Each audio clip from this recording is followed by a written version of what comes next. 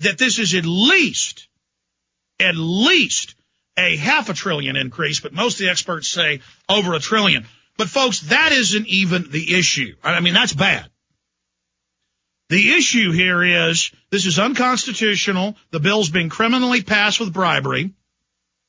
It gives the IRS new powers it never had before to be involved in your daily life, tracking and tracing everything you do, taking money out of your account, setting the precedent to raise healthcare costs to an unimaginable level. It's been Medicare and Medicaid and government involvement that has destroyed healthcare in the U.S.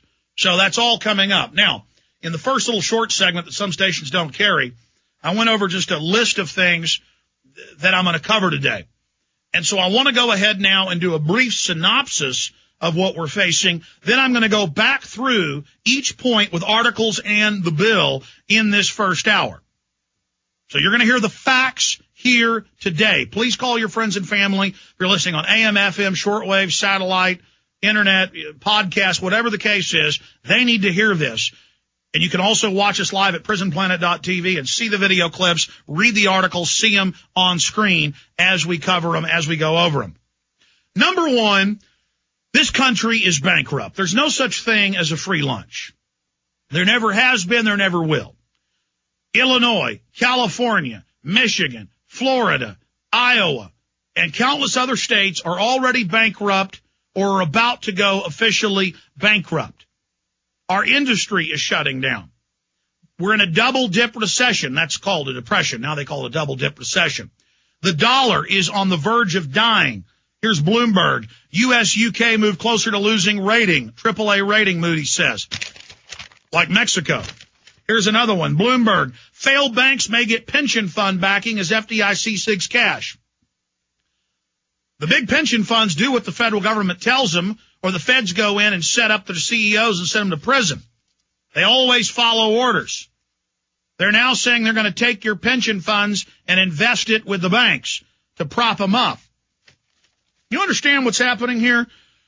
We are bankrupt. There is no free lunch. And when you get a government monopoly over health care, that will drive up prices. Just like drugs are illegal, so the prices are higher. Anything you make illegal, this is a law of economics, anything that you make a monopoly goes up in price, and it's government involvement. 30 years ago, we still had the best health care in the world and the cheapest in the world. Now, what do you have? And the media always blames the doctors. They're getting a smaller and smaller piece of the pie while their education and liability costs go up. I talked to 2 doctors last night. I was at a friend's birthday party in Fredericksburg at a popular night spot, and I talked to 2 medical doctors who are thinking about, and they're not close to retirement, about just getting out of practice altogether. But side issue, that's coming up. We are bankrupt. We can't pay for this. And what the government does is it takes control of your life. It takes control of small businesses that are already on the verge of going out of business. If somebody's getting paid $15 an hour, $20 an hour, like my employees, and I'm going to be forced to buy health care, I'm going to go, okay, here's your health care. You now get $10 an hour, $8 an hour. Because that's their half of the money. That's how health care works. And then I've got to match it. So, see, I'll really be paying a $15 an hour employee $22, $23 an hour. It's just they'll be getting 8, 9, 10, 11 of it. Sound good to you? That's what you're going to be experiencing. And the health care you're going to get is going to be absolute crap. Oh, yeah, that's all over the news. That's admitted. Lowering the standard of the care. Oh, you're going to get some health care. But the government is going to set the parameters of that health care. Okay, we're going to run over all of it in blitzkrieg fashion. There's a lot of information straight ahead. I'd get over to prisonplanet.tv so you see these documents. Monday through Friday from 11 a.m. to 3 p.m. Back Sundays, 4 to 6 p.m. Old Times Central. Thank you for joining us today, ladies and gentlemen.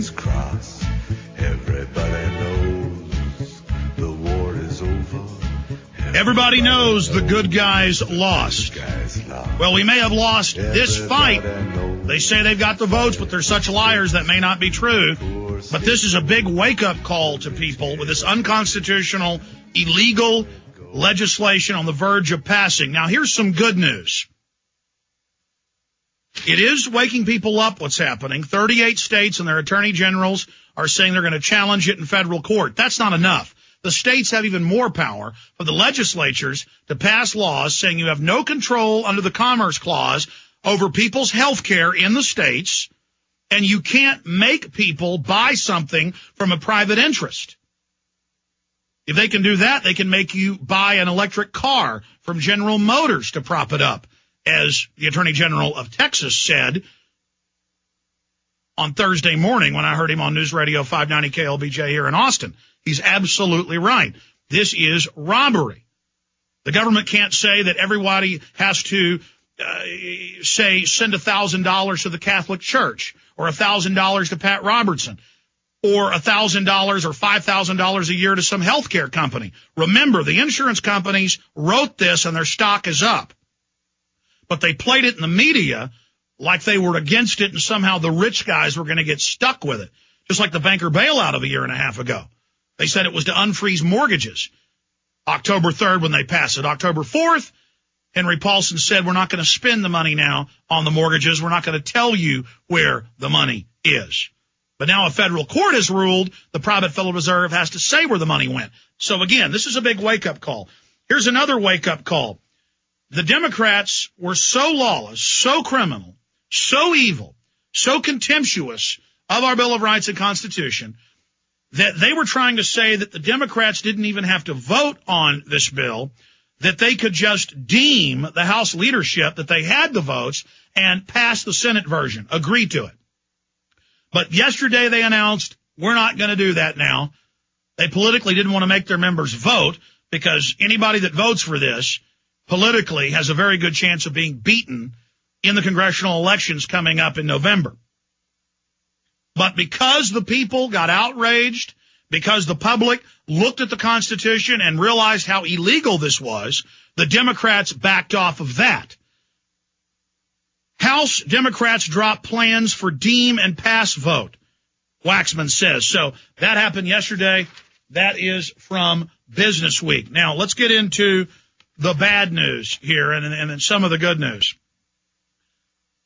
Again, we are bankrupt. There is no free lunch. There is no free health care. All the employers are going to pass this on to their employees. This is going to hit people working at Wendy's and McDonald's the worst, getting $9 an hour. You're now going to basically get $5 an hour. It'll still say you're getting $9 an hour on your pay rate, but when they take this out, you're going to get $5, $6 an hour, and your employer has to match you, and so they're going to let some people go. And it's going to lower the quality of the health care. One of the most horrible sections of the legislation is covered here from the Hill newspapers.